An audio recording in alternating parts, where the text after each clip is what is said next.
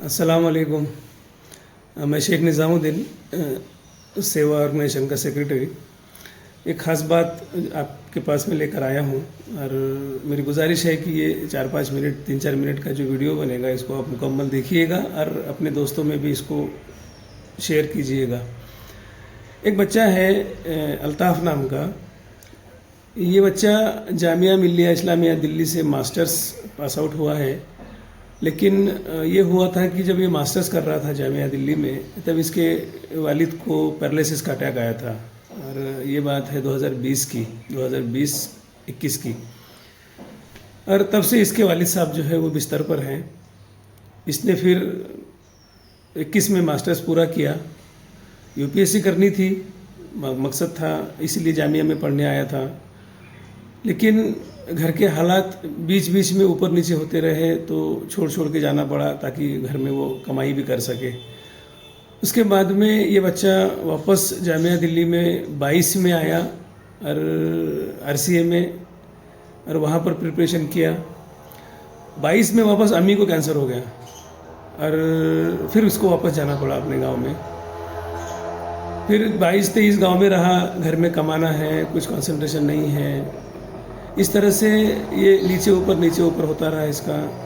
आज पोजीशन ये है कि वापस से थोड़ा सा घर को रिस्टोर करके ये बच्चा जो है वो जामिया दिल्ली में आना चाह रहा है। सिलेक्शन हुआ है उसका, रिटन टेस्ट पास हुआ है, इंटरव्यू हुआ है।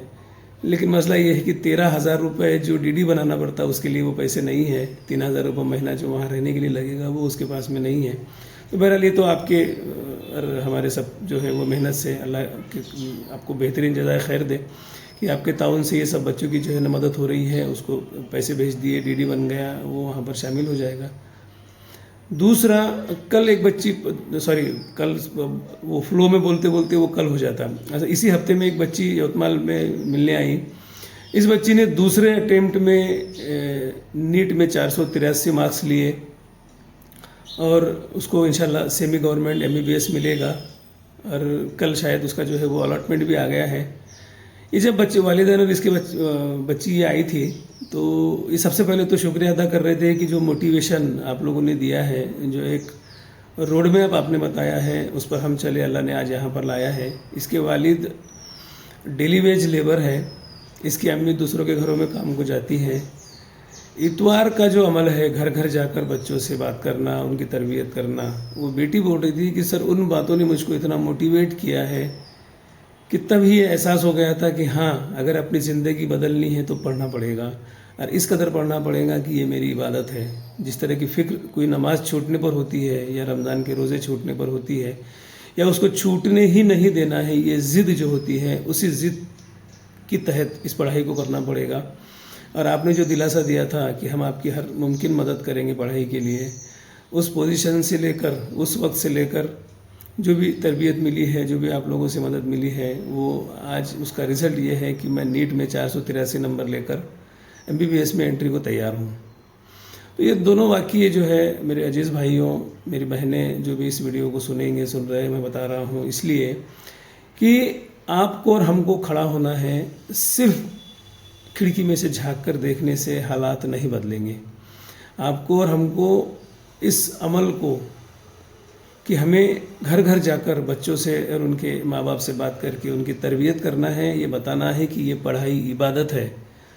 और दूसरा, जो असबाब उनके पास में नहीं है, मतलब पैसे जो उनके पास में नहीं है, ये उनको मुहैया करना है, ये उनको देना है।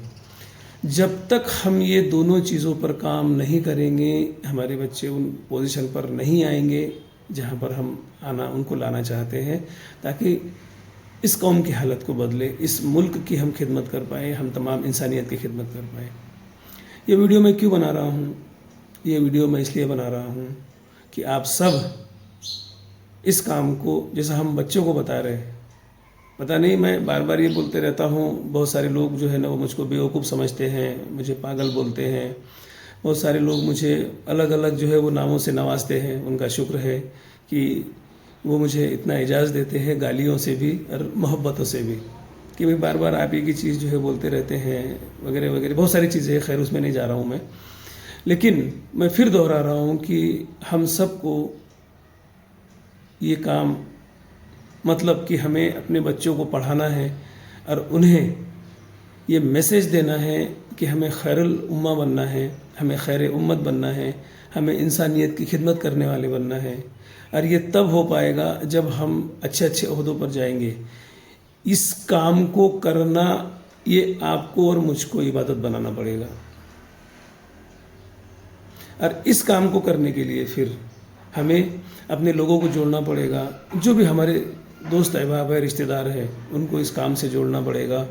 अपनी अपनी जगह पर इस काम को शुरू करने की कोशिश करना पड़ेगा और माली एतबार से पूरे जोश के साथ, नेक नीयत के साथ, दिल बड़ा करके, इबादत बनाकर कि आज हमारा वजूद दांव पर है, कि हम कब तक सिर्फ सोचते रहेंगे, कि हम कब तक रोते रहेंगे, कि हम कब तक सिर्फ शिकायतें करते रहेंगे।